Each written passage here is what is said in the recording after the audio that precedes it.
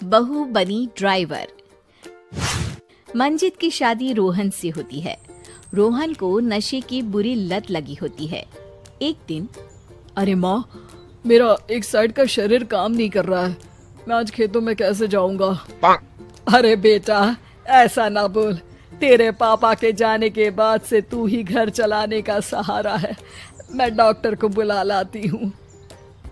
देखिए बहन जी, रोहन के शरीर के एक साइड में लकवा है। अब वो कभी ट्रैक्टर नहीं चला पाएगा।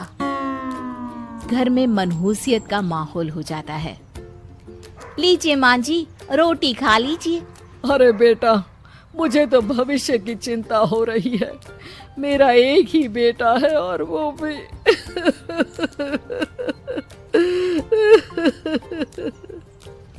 माँ जी, आप चिंता न करें। जब तक ये बीमार है मैं खेत जाकर काम कर लिया करूंगी। वैसे भी नशे के कारण इनका शरीर काफी कमजोर हो गया है। अगले दिन मंजीत खेत में जाकर काम कर शाम को घर लौटती है। ये ले बेटा, पानी पी ले। कैसा रहा काम का पहला दिन? माँ जी, काम तो ठीक है, लेकिन मैं अगर ट्रैक्टर चलाना सीख लूँ ना तो काम और भी आसान हो जाएगा। अरे बेटा, दुनिया क्या कहेगी कि औरत होकर ट्रैक्टर चला रही है। माँ जी, या तो हम दुनिया देख ले या अपना घर, कोई बात नहीं। जब ये ठीक हो जाएंगे तो सब ठीक हो जाएगा। अरे बहू, जरा बाहर तो आना। जी माँ जी। बहू, तेरे मामा जी आए हैं, तूने बुलाया था ना? हाँ माँ जी, वो मामा जी ना आज से मुझे ट्रैक्टर चलाना सिखा। मंजित मामा से ट्रैक्टर चलाना सीखती है। वो मन लगाकर खेतों में काम करती है। और एक दिन, माँ जी, पता है इस बार पूरे गांव में सबसे ज्यादा फसल का उत्पादन हमारे खेतों में हुआ है। इस साल तो खूब पैसे आएंगे। हाँ। सास खुश नहीं होती है। वो चुपचाप वहाँ से जाने लगती है। तभी मंजित उसे रोक लेती है। क्या हुआ माँ जी, आपको खुशी नहीं हुई? बेटा, आज डॉक्टर साहब बोल रहे थे कि रोहन के ठीक होने के लिए 5 लाख रुपए की जरूरत है। समझ नहीं आ रहा क्या करूं। मंजित शांत हो जाती है। अगले दिन सास मंजित के पास आती है। बेटा, ये मेरे गहने हैं। इसे अपने गहनों के साथ जोड़कर सुनार को दे आ। जितने पैसे हो ले आ। डॉक्टर को आज ही देने हैं। मंजित अपने गहने और सास के गहनों को लेकर दुकान में बेचकर पैसे लेकर घर आ जाती है। माँ जी, सिर्फ 3 लाख रुपए का ही इंतजाम हो पाया है।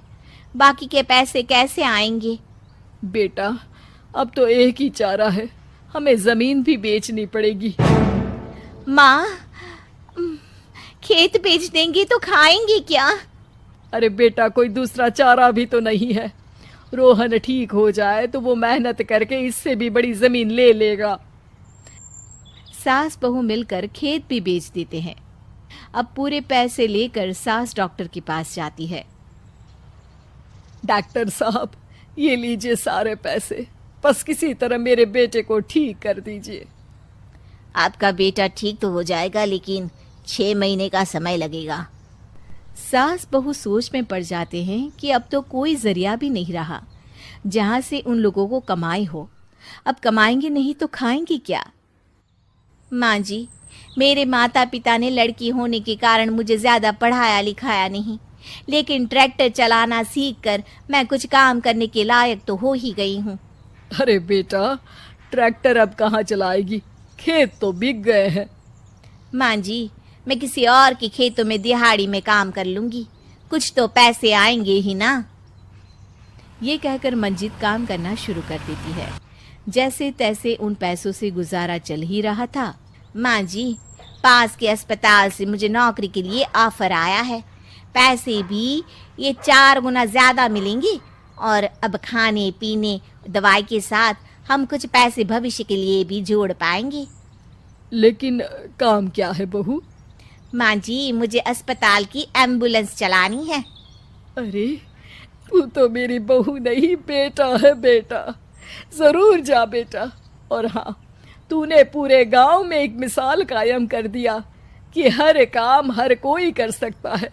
उनके लिए लड़की या लड़का होने की कोई जरूरत नहीं। मंजित मन लगाकर काम करना शुरू कर देती है। आगे जाकर वो खुद का एम्बुलेंस भी खरीद लेती है और अब तो उसका पति भी ठीक हो जाता है और सब पहले से भी ज्यादा खुशहाल जिंदगी जीने लगते हैं।